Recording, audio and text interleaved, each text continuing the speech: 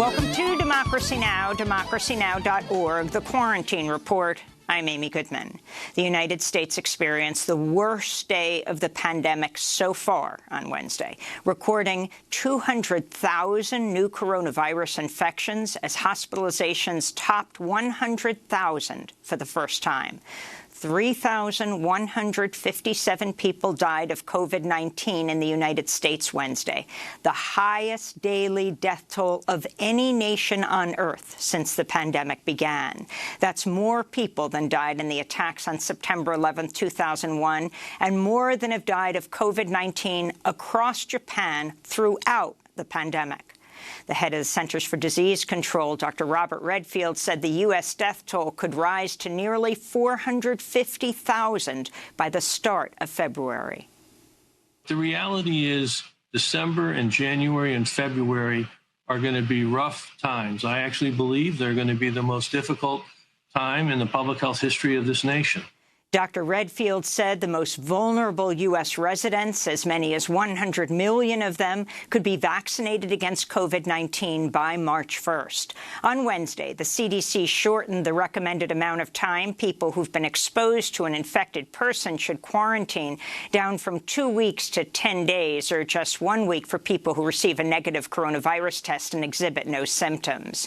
Meanwhile, the White House Coronavirus Task Force warned governors around the United States people under 40 years old who travel for Thanksgiving holiday should assume they're infectious and, quote, dangerous to others. The White House's warning was not released publicly, but was leaked to the Center for Public Integrity. At the White House, officials are planning to hold at least 25 indoor parties celebrating Christmas and Hanukkah this month, ignoring federal guidelines on mass gatherings, face masks, and social distancing. White House Press Secretary Kayleigh McEnany was asked how she could defend the indoor gatherings. If you can loot businesses, burn down buildings, engage in protest, you can also go to a Christmas party. Meanwhile, Secretary of State Mike Pompeo and his wife have invited hundreds of people to indoor holiday parties at the State Department this month, even as the agency warned members of the diplomatic corps to cancel any non-mission critical events in favor of online gatherings. The Washington Post reports over 900 invitations have gone out to one such party planned for December 15th, raising fears of more super spreader events in Washington, D.C., hosted by senior Trump administration officials.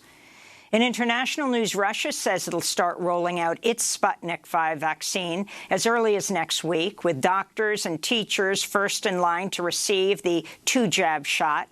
The vaccination program comes as COVID-19 has been surging in Russia, which has the world's fourth highest confirmed caseload at over 2.3 million and over 41,000 deaths. In Zimbabwe, authorities are tightening restrictions on gatherings as cases rise. Hundreds of students have tested positive after schools reopened last month. European Union regulators are cautioning against Britain's rapid approval of the Pfizer-BioNTech vaccine for widespread use, saying their longer approval process is safer. European Union medical officials say they will decide by December 29th if they'll issue provisional authorization for the vaccine. President Trump's continuing his effort to overturn the November election. On Wednesday, he released a 46-minute video filled with lies claiming the election was rigged. The video was released just a day after Attorney General William Barr said he has seen no evidence of widespread fraud despite Trump's claims. Speculation is growing Trump may fire Barr over his remarks. While Trump is refusing to concede to Joe Biden, he's floated the idea of running for president again in 4 years. In Georgia, Republican Secretary of State Brad Raffensperger repeated his demand Wednesday that President Trump stop promoting conspiracy theories about a stolen election, saying Trump's rhetoric is fueling violent threats against election officials. This is exactly the kind of language that is at the base of a growing threat environment for election workers who are simply doing their jobs. Raffensperger's wife has been threatened sexually and otherwise with texts that have been sent to her cell phone. Raffensperger's comments came a day after another top Georgia election official, Republican Gabriel Sterling, blasted Georgia's two Republican senators, David Perdue and Kelly Loeffler, for not condemning violent threats from Trump supporters, saying, quote, "Someone's going to get killed." This comes as two Republican attorneys who've previously worked on Trump's behalf led a rally of Trump supporters in Atlanta, urging Georgians not to participate in the Senate runoff on January 5th. This is Sidney Powell, who was ousted last month from Trump's so-called elite strike force legal team led by Giuliani. I would encourage all Georgians to make it known that you will not vote at all until your vote is secure. Powell was joined by Republican attorney Lynn Wood, who said Georgia Republicans should refuse to vote for incumbent Senators David Perdue and Kelly Loeffler, saying they haven't done enough to overturn the results of the election. They have not earned your vote. Don't you give it to them. Why would you go back and vote in another rigged election? For God's sakes, fix it. If Republican Senators Perdue and Loeffler lose their re-election bids to Democratic challengers Jon Ossoff and Reverend Raphael Warnock, Democrats will claim a narrow 51-50 majority in the Senate, with Vice President Kamala Harris serving as the tiebreaker. The World Meteorological Organization warned Wednesday 2020 is set to be one of the three hottest years on record, despite a La Nina weather pattern that usually cools the climate. Here in New York, United Nations Secretary General Antonio Guterres said there was no way the world could prevent the worst effects of the climate crisis unless the U.S. rejoins the Paris Climate Agreement and unites with other nations to reach net zero carbon emissions by 2050. To put it simply, the state of the planet is broken. Dear friends, humanity is waging war on nature. This is suicidal.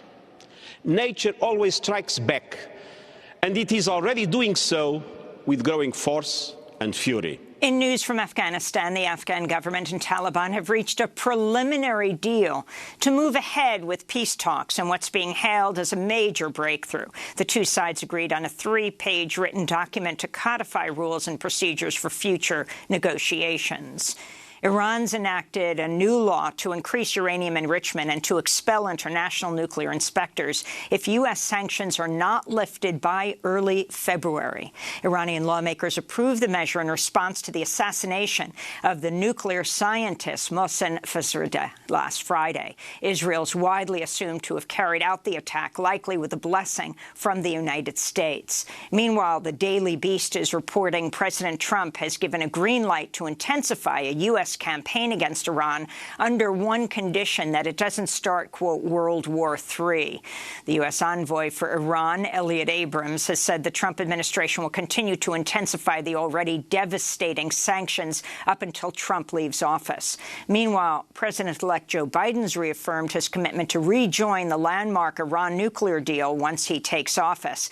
In an interview with the New York Times, Biden said, quote, "The last goddamn thing we need in that part of the world is a buildup of nuclear capability."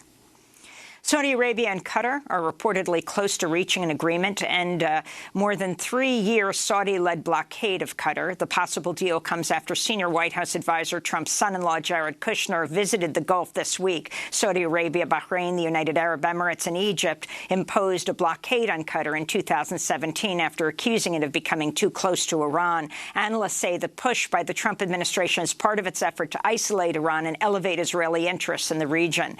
In 2017, Kushner's family real estate business appealed to Qatar's billionaire former prime minister to finance a failing Manhattan property. 1 month after he and other Qatari investors refused, Jared Kushner pushed the Trump administration to support the Saudi-led blockade of Qatar.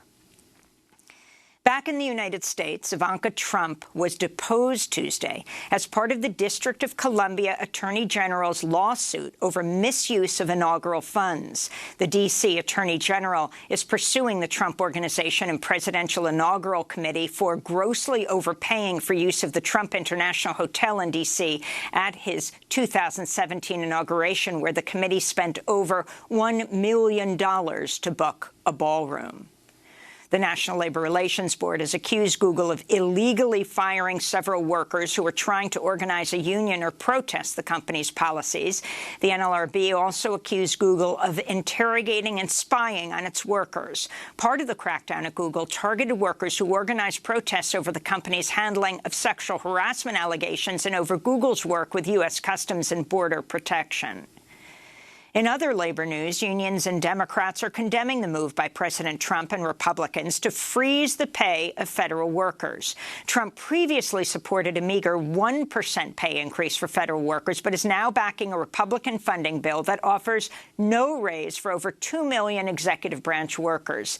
The American Federation of Government Employees said in a statement, quote, "The wage freeze proposal is a cruel slap in the face to those who've risked their lives to maintain government services for all Americans during the worst health crisis in our lifetimes."